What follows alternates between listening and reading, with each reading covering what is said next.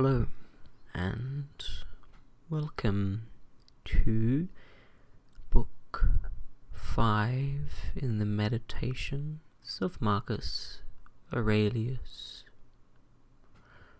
1.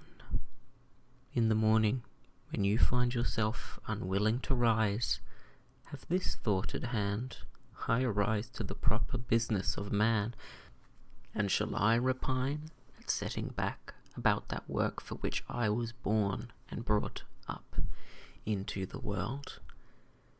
Am I equipped for nothing but to lie among the bedclothes and keep warm? But, you say, it is more pleasant so. Is pleasure then the object of your being and not actions and the exercise of your powers? Do you not see the smallest plants, the little sparrows, the ants, the spiders, the bees, all doing their part and working for order in the universe as far as in them lies? And will you refuse the part in this design which is laid on man? Will you not pursue the course which accords with your own nature? You say, I must have rest. Assuredly, but nature appoints a measure for rest, just as for eating and drinking. In rest go beyond these limits and beyond what is enough, but in action you do not fill the measure and remain well within your powers. You do not love yourself. If you did, you would love your nature and its purpose. Others who love the art that they have made their own exhaust themselves with labouring at it unwashed and unfed. But you honour your nature less than the carer honours his carving, less than the dancer honours his dancing, the miser his gold, or the vain man his empty fame. These men, when desire takes them, count food and sleep well lost if they can better realize the object of their longings. And shall the pursuit of the common good seem less precious in your eyes and worthy of a lesser zeal? 2. How easy it is to thrust away and blot out each impression that is disturbing and unfit, and forthwith to enjoy perfect tranquility. 3. Judge no speech or action unworthy of you which is consistent with nature. Be not dissuaded by any consequent criticism or censure from others, but, if the speech or action be honoured, judge yourself worthy to say or do it. Those who criticize you have their own conscience and their own motives. These you are not to regard, but follow a straight course, guided by your own nature and the nature of the universe, both of which point the same way. 4.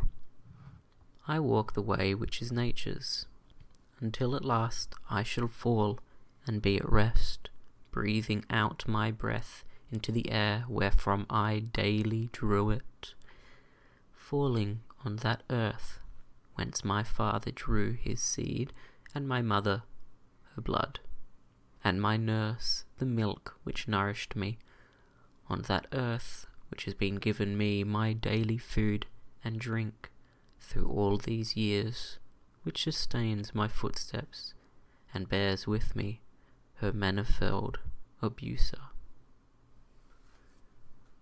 5. Men cannot admire you for your shrewdness, be it so, but there is many other qualities of which you cannot say, it is not in me. Display these, they are wholly in your power.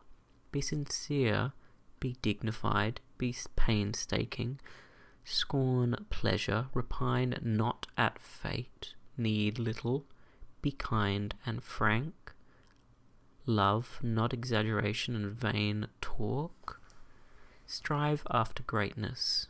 Do you not see how many virtues you might show of which you are yet content to fall short, though you have not the excuse that they are absent, or that you are unfit for them? Are you driven by some want in your equipment to be querulous, to be miserly, to be a flatterer, to reproach your body with your own faults, to cringe to others, to be vainglorious, to have all this restlessness in your soul? No. By the gods, you might have escaped these vices long ago. All your fault, then, is that you are somehow slow and dull of comprehension. This you should strive to correct by exercise, neither neglecting your dullness, nor taking a mean pleasure in it. 6. Some men, when they have done you a favour, are very ready to reckon up the obligation they have conferred. Others, again, are not so forward in their claims, but yet in their minds consider you their debtor, and well know the value of what they have done. A third sort seem to be unconscious of their service. They are like the vine, which produces its clusters and is satisfied when it has yielded its proper fruit. The horse, when he has run his course, the hound, when he has followed the track, the bee, when it has made its honey, and the man, when he has done good to others. Make no noisy boast of it, but set out to do the same once more, as the vine in its season produces its new clusters again. Should we, then, be among those who in a manner know not what they do? Assuredly.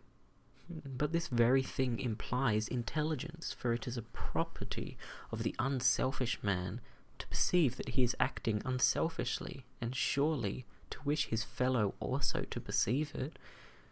True, but if you misapprehend my saying, you will enter the ranks of those whom I spoke of before. They too are led astray by specious reasonings. But if you have the will to understand what my principle truly means, fear not that in following it you will neglect the duty of unselfishness. 7. This is a prayer of the Athenians.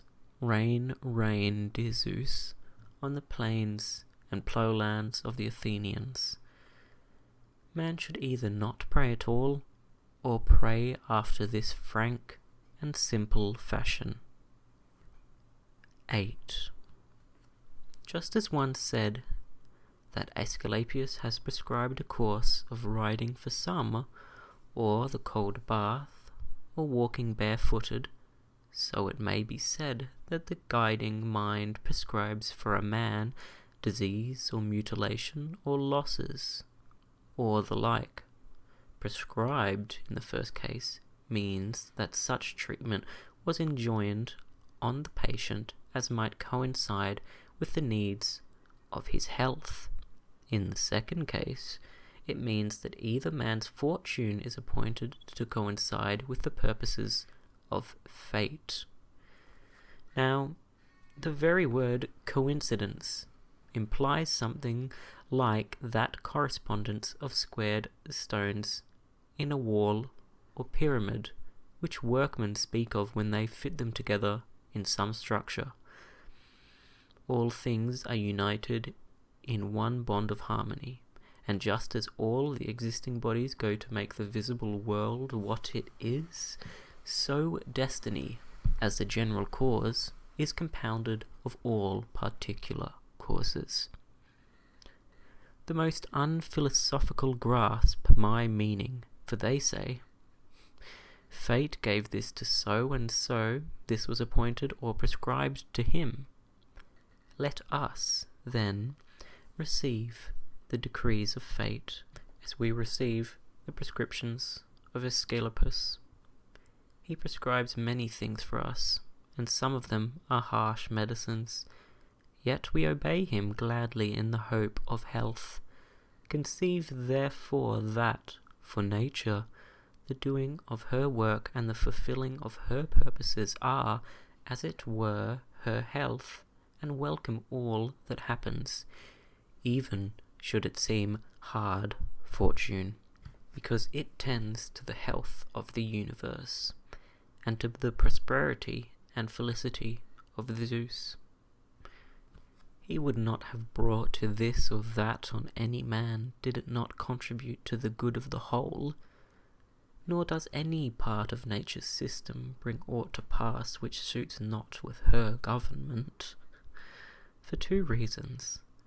Then you should be content yourself with what befalls you. The first is, that it was created and ordained for you, and was in a manner related to you from the beginning, in the weaving of all destinies from the great first causes.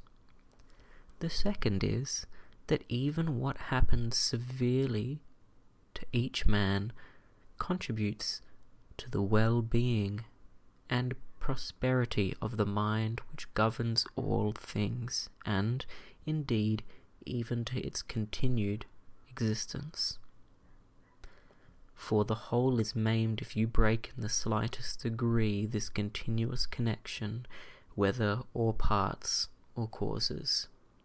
And this you are doing your best to break and to destroy whenever you repine at fate. 9. Fret not, neither despond nor be disheartened, if it is not always possible for you to act according to your principles of perfection. If you are beaten off, return again to the effort, and content yourself that your conduct is generally as such becomes a man. Love the good to which you return, and come back to philosophy, not as one who comes to a master, but as one whose eyes ache, recurs to sponge and egg, and another has recourse to plasters, and a third to fermentation, and thus you will make no empty show of obeying reason, but find that it gives you rest. Remember that philosophy demands no more than what your nature requires. But you are wont to desire other things which accord not with your nature. For what, you say, can be more delightful than such things? Is not this the very snare for which pleasure sets us? Yet consider it magnanimity, frankness, simplicity, kindness, and piety be not even greater delights? And what is sweeter than wisdom itself, when you are conscious of security and felicity in your powers of apprehension and reason? 10. The natures of things are so covered up from us, that to so many philosophers, and these no means ones, all things seem incomprehensible. The Stoics themselves own that it is difficult to comprehend anything with certainty. All our assent is inconsistent, for where is the consistent man? Consider too the objects of our knowledge. How transitory are they, and how mean? How often they are in the possession of the debauchee, or the harlot, or the robber. Review again the morals of your contemporaries. It is scarcely possible to tolerate the best mannered among them, not to say that a man can scarcely tolerate himself, amid such darkness and filth, in this perpetual flux of substance, of time, of motion, and of things moved, I can perceive nothing worthy of esteem or of desire. On the contrary, we should comfort ourselves as we await our natural dissolution, and not be vexed at the delay, but find rest in these thoughts. First, that nothing can befall us which is not in accord with the nature of all things. Second, that it is always in our power not to do anything against the divine spirit within us. To this no force can compel us. 11. To what end am I using my soul? Let me examine myself as to this on all occasions, and consider what is passing now in the part of me which men call the ruler of the rest. Let me think too. Whose is the soul that I have? Is it a child's? Is it a youth's? A timorous woman's or a tyrant's? The soul of a tame beast or of a savage one? 12. Of what value the things are which the many account good, you may judge from this. If a man has conceived certain things, such as prudence, temperance, justice, or courage, to be good in the real sense, he cannot, while he is off this mind, readily listen to the traditional gib about a superabundance of good things. It will not fit the case. But when he has in mind things which seem good in the eyes of the multitude, he is perfectly willing to hear and accept as quite appropriate the raillery of the comic poet. Thus, even the ordinary mind perceives the difference. For, if this were not so, we would not, in the first case, repudiate the jest as offensive, nor would we salute it as a happy witticism when applied to wealth or to the opulence which produces luxury, ostentation. Proceed then, and put the question whether these things are to be valued and esteemed good, of which we have such an opinion, that we may aptly say of their possessor, he has so many possessions about him that he has no place wherein to ease himself. 13. I consist of a formal and a material element. Neither of these two shall die and fade into nothingness, since neither came into being out of nothing. Every part of me, then, will be transformed and ranged again in some part of the universe. That part of the universe will itself be transmuted into another part, and so on for all coming time. By some such change as this I came into being.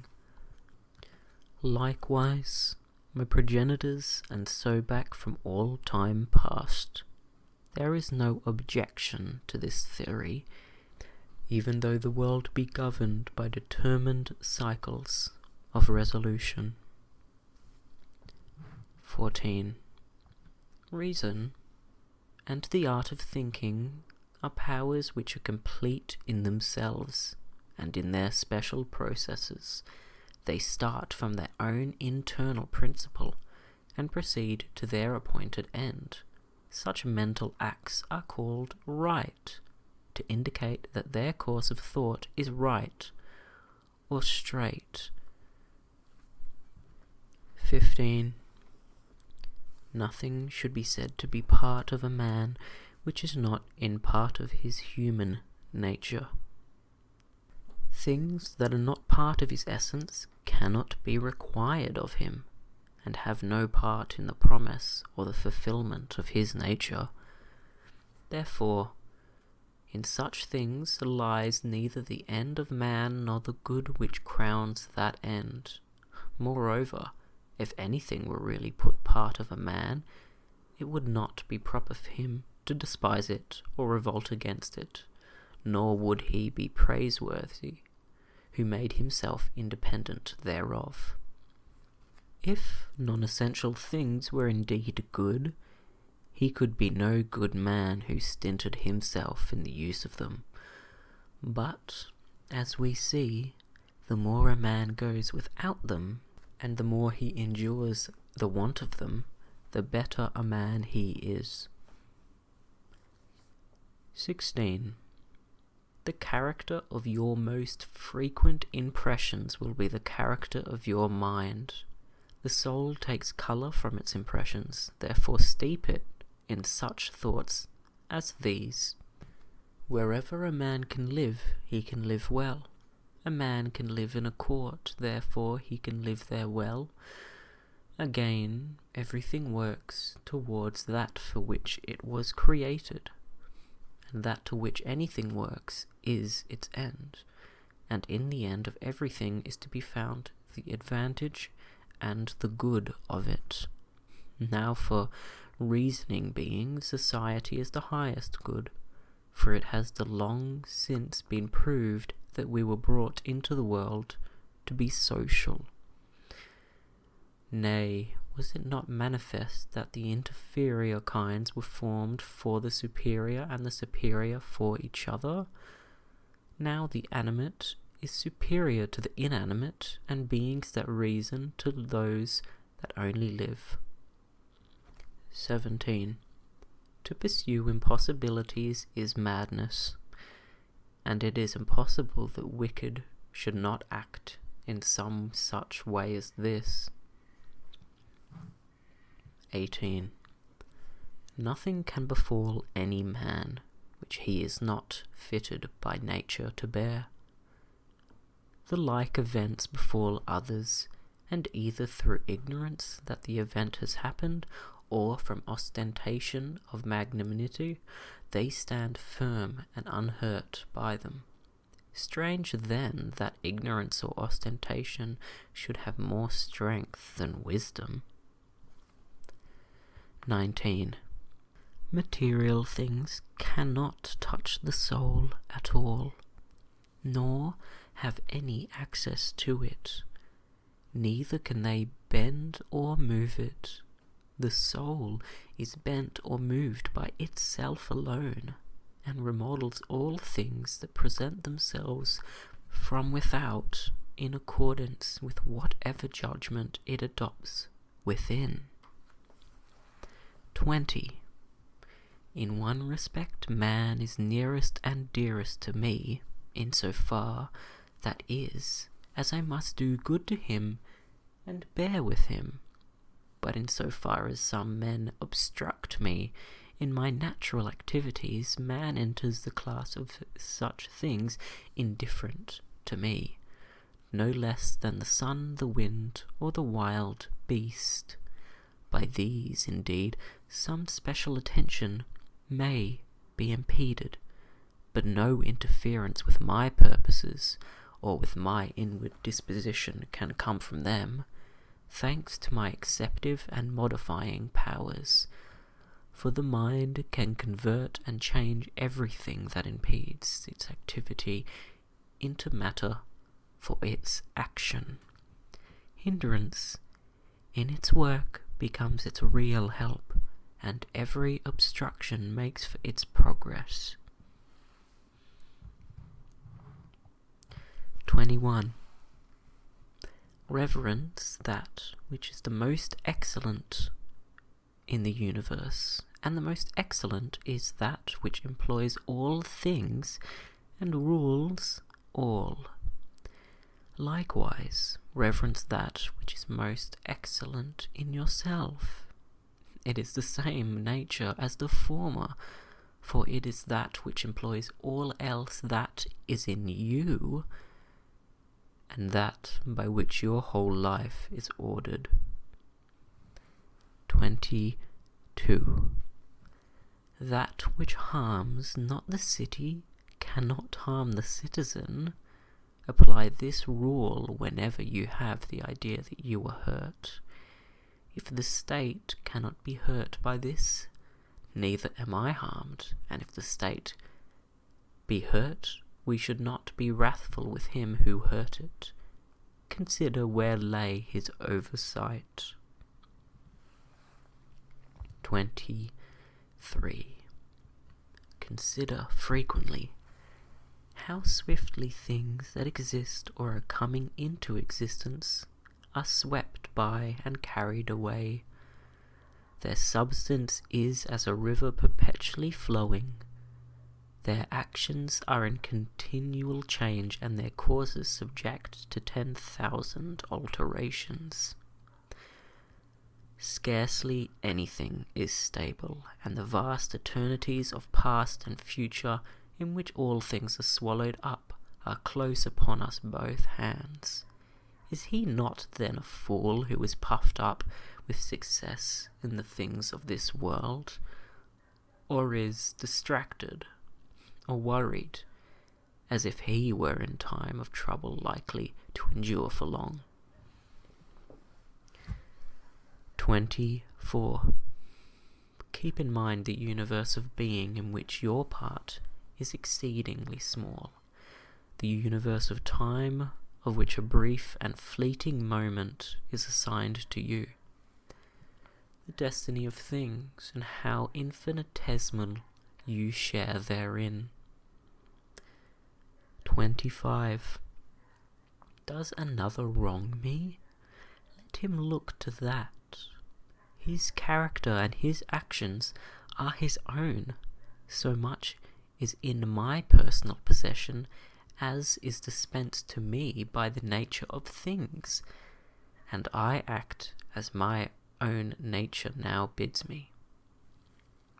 26. Let the leading and ruling part of your soul stand unmoved by the stirrings of the flesh, whether gentle or rude. Let it not commingle with them, but keep itself apart, and confine these passions to their proper bodily parts. And if they rise into the soul by any sympathy with the body to which it is united, then we must not attempt to resist the sensation, seeing that it is in our nature, but not let the soul for its part add thereto the conception that the sensation is good or bad. 57. Live with the gods, and he lives with the gods, who continually displays to them his soul, living in satisfaction with its lot, and doing the will of the inward spirit, a portion of his own divinity, which Zeus has given to every man for a ruler and a guide. This is the intelligence, the reason that abides in us all. 28. Are you angry with one whose armpits smell, or those whose breath is foul? What is the use? His mouth or his armpits are so, and the consequences must follow. But you say man is a reasonable being, and could by attention discern in what he offends. Very well, you too have reason. Use your reason to move his. Instruct, admonish him. If he listens, you will cure him, and there will be no reason for anger. You are neither actor nor harlot. 29. As you intend to live at your going, so you can live here. But if men do not permit you, then depart from life. Yet so as if no misfortune has befallen you. If my house be smoky, I go out, and where is the great matter? So long as no such trouble drives me out, I remain at my will, and no one will prevent me from acting as I will, and my will is the will of a reasonable and social being. 30. The intelligence of the universe is social. It has therefore made the inferior orders for the sake of the superior, and has suited the superior beings for one another.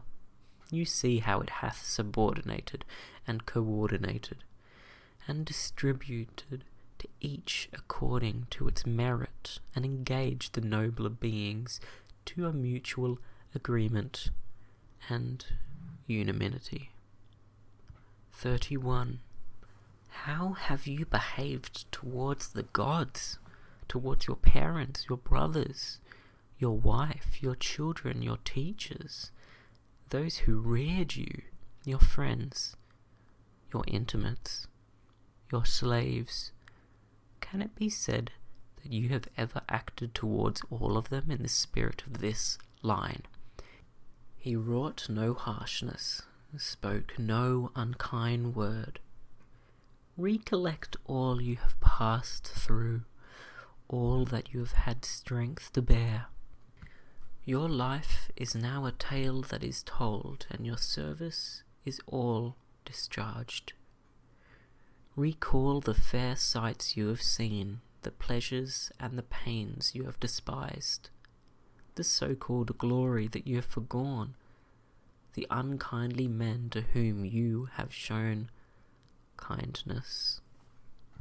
32. How is it that unskilled and ignorant souls disturb the skillful and intelligent? What, I ask, is the skillful and intelligent soul? Is it that which knows the beginning and the end, and the reason which pervades all being, and by determined cycles rules the universe for all of time? 33.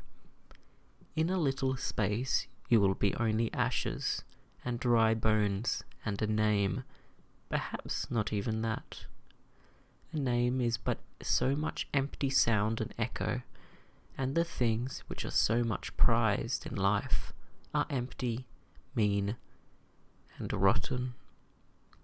We are as puppies that snap at one another, as children that quarrel, laugh, and presently weep again. But integrity, modesty, justice, and truth, up from the wide earth, have soared to heaven. What then should detain you here? Things sensible are ever-changing and unstable. The senses are dull and easily deceived. The poor soul itself a mere exhalation from blood. Fame, in such a word, is a thing of naught. What then? You await calmly extinction or transformation, whichever it may be, until the fullness of time becomes what is to suffice you.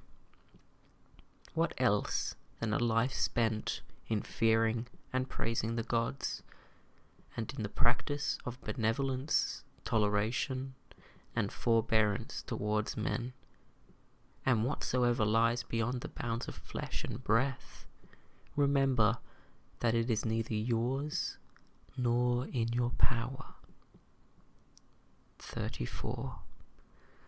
A prosperous life may be yours if only you can take the right path, and keep to it in all you think or do. Two advantages are common to gods, to men, and to every rational soul. In the first place, nothing external to themselves has power to hinder them. In the second, their happiness lies in having mind and conduct disposed to justice, and in the power to make the end of all desire. 35. If the fault be not my sin, nor a consequence of it, if there be no damage to the common good, why am I perturbed about it? Wherein is the harm to the common good?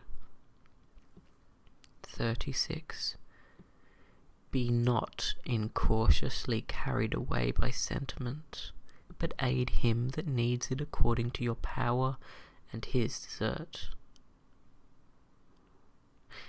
If his needs be of the things which are indifferent, think not that he is harmed thereby, for as though to think it is an evil habit, but as, in the comedy, the old man begs to have his foster child's top for a keepsake, though he knows well that it is a top and nothing more, so should you act also in the affairs of life. You mount the rostra and cry aloud, O man, have you forgotten what is the real value of what you seek? No, but the many are keen in their pursuit of it. Are you then to be a fool because they are? In whatever case I had been left, I could have made my fortune. For what is it to make a fortune but to confer good things upon oneself? And true good things are a worthy frame of mind, worthy impulses, worthy actions. That is the end of the 5th chapter in the Meditations of Marcus Aurelius. This chapter, as many of the others in the Meditations are, is concerned with the idea of Marcus Aurelius's concern or thoughts about what it means to be a human and what human nature is. If you're slightly confused about all of what he says about nature, basically what they mean by nature is like human nature. It's human ultimate behavior, but it's not the wicked parts. It's the parts which separate us from animals. So animals can be wicked according to the Stoics, but the difference is we have rationality, and so therefore the most human thing is to utilize your rationality and therefore to be able to rule over your other faculties like emotion. And that is what he is talking about in terms of his nature. Though it does also continue to get more complicated. So with that in mind, just remember that this is a complicated translation and there are easier ones out there. But I hope you enjoyed this reading of the public domain Meditations of Marcus Aurelius, and I hope you have a pause, maybe you had a break, and now it's time for a reprieve, and good night.